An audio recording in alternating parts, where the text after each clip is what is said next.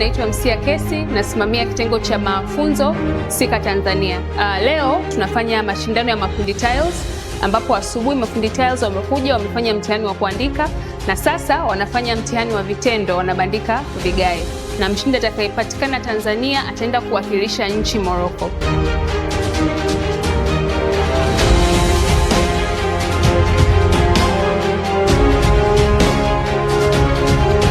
Hii ni nafasi nzuri sana kwa mafundi kuweza kuonyesha ujuzi wao na kuweza kukutana na watu mbalimbali duniani wenye skills tofauti na wao na wakaweza kujifunza pia.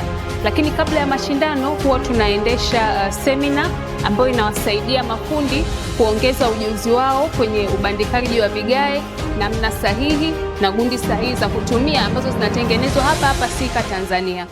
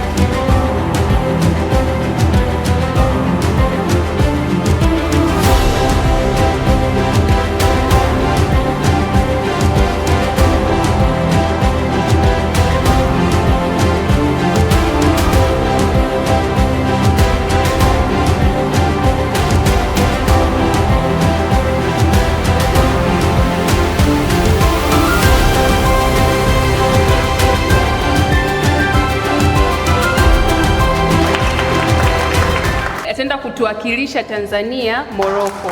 Kwa jina naitwa Emmanuel Tadeus Kisaka, ni fundi ambaye nimepata ushindi kutoka kampuni ya Sika. Kuhusu Sika kwa ufupi, Sika ni kampuni ambayo wana product ambazo zinakuwa na matokeo ya 100%.